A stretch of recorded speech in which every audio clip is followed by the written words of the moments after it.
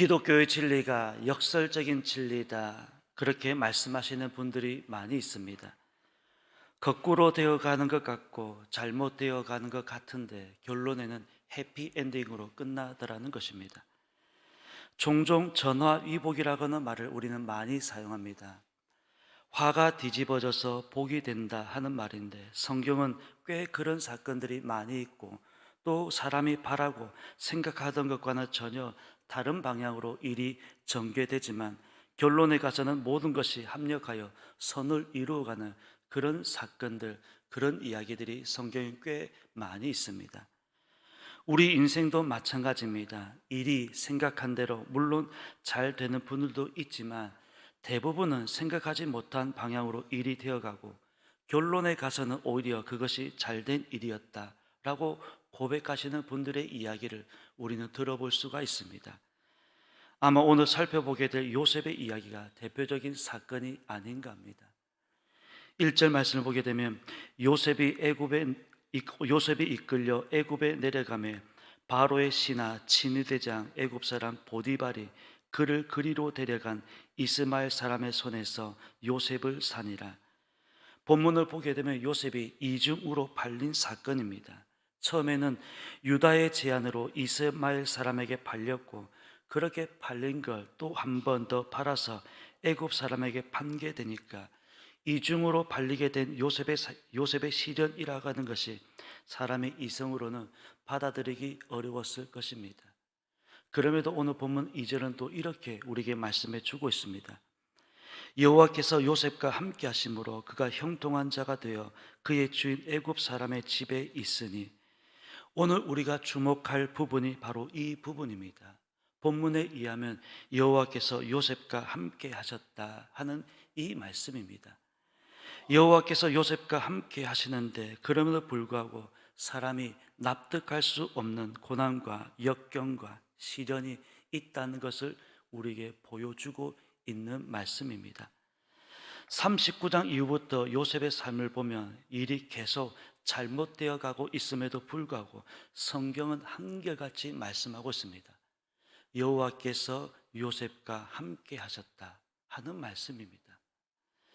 하나님께서 함께 하시는 사람인데 형들에게 미움을 받고 이스마엘 사람에게 팔리고, 하나님께서 함께 하시는 사람인데 애굽 사람에게 팔리고, 이어지는 말씀을 보게 되면 억울한 누명까지 쓰면서 노예로 살아가는 것도 억울한데, 감옥에 갇히는 신세는 뭐라고 위로를 해야 할지, 아무리 좋은 말을 찾아도 위로할 말을 찾을 수는 없을 것 같습니다.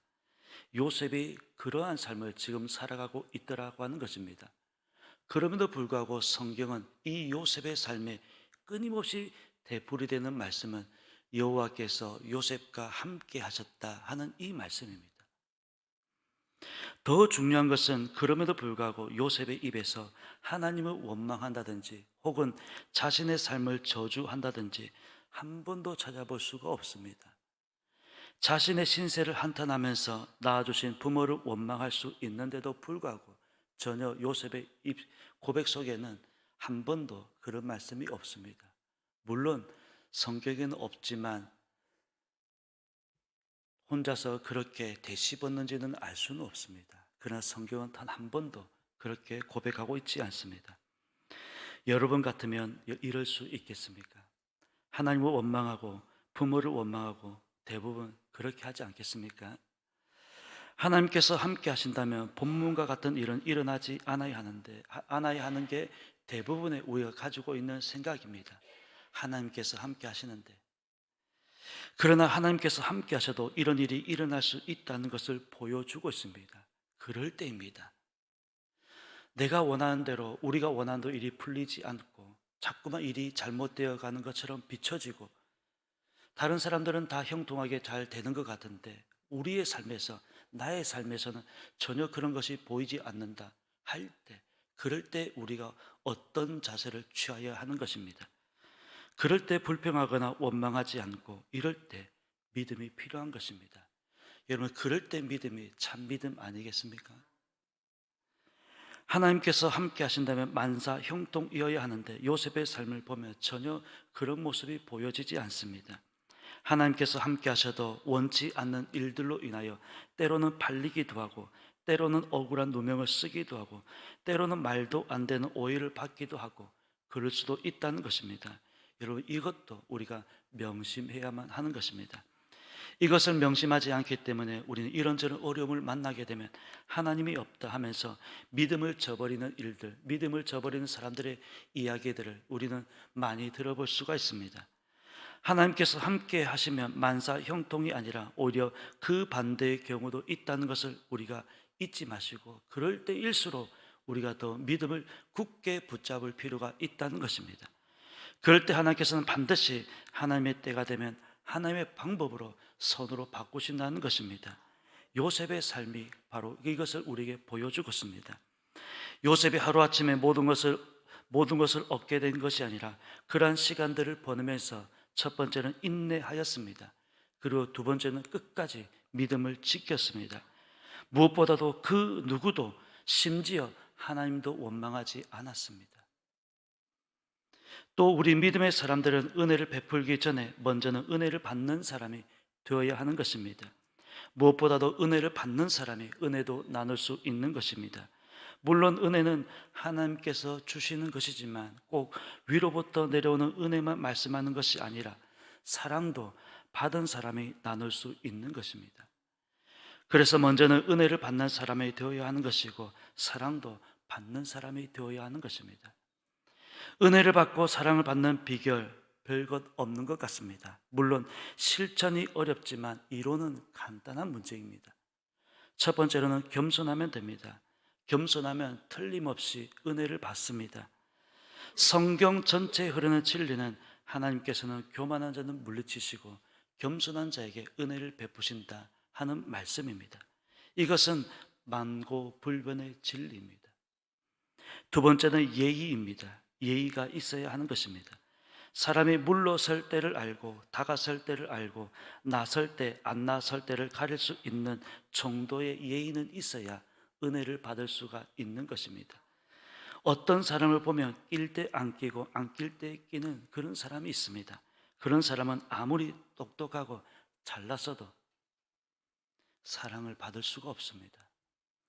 그리고 세 번째는 자신의 일에 성실하게 임하는 자세입니다. 자신에게 맡겨진 일에 최선을 다하는 사람은 어디를 가도 좋아하게 되고 사랑을 받게 된다는 것입니다. 우리가 이 세 가지 정도만 잘해도 은혜를 받고 사랑을 받을 수 있는 것입니다. 요셉의 삶을 보면 여러분 그렇게 보이지 않습니까? 겸손한 사람이었습니다. 예의가 있었습니다. 그리고 자신의 일에 최선을 다하는 모습은 심지어 애굽의 총리에까지 오르게 되었고 모든 사람들로부터 존경을 한 몸에 받는 사람이 되었습니다. 물론 하나님께서도 인정하지 않았겠습니까? 하나님께서도 요셉의 삶을 인정해 주셨을 것입니다.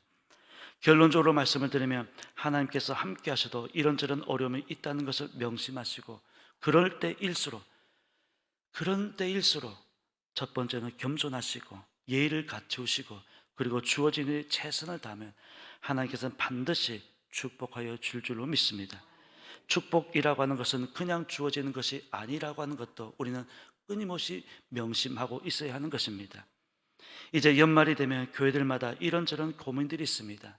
축복은 그냥 주어지는 것이 아니라 순종할 때라고 하는 걸 잊지 마시고 순종할 때 하나님께서 축복하셨다라고 하는 이 공식 또한 우리가 잊지 않아야 한다는 것입니다. 하나님께서 함께 하시는데 왜 나에게 이런 일이?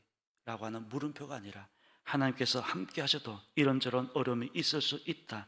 그럴수록 끝까지 우리가 믿음을 지키는 우리의 삶이 되었으면 좋겠습니다. 불평과 원망은 하나님을 믿지 않는 사람들도 할 수가 있습니다.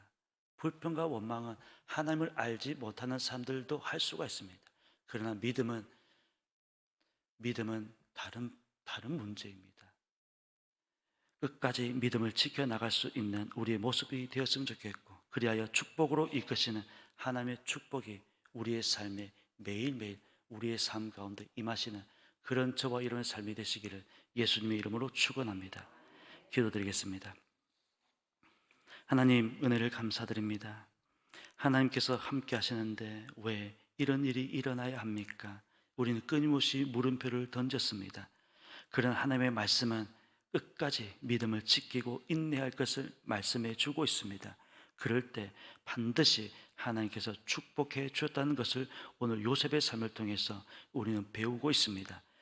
오늘 우리의 형편사정 우리는 알 수 없습니다. 어떤 분은 정말 하나님 앞에 곤고한 마음으로 부르짖는 분도 계실 것이고, 어떤 분은 아무 일 없이 평탄한 길을 걸어가고 있을 수도 있습니다. 그러나 우리의 생각하지 못한 상황이 전개된다 할지라도 하나님을 원망하거나 또 주변을 원망하거나 우리 스스로를 원망하지 않게 하여 주옵시고, 끝까지 믿음을 지킬 수 있는 우리의 삶이 되게 도와 주옵소서.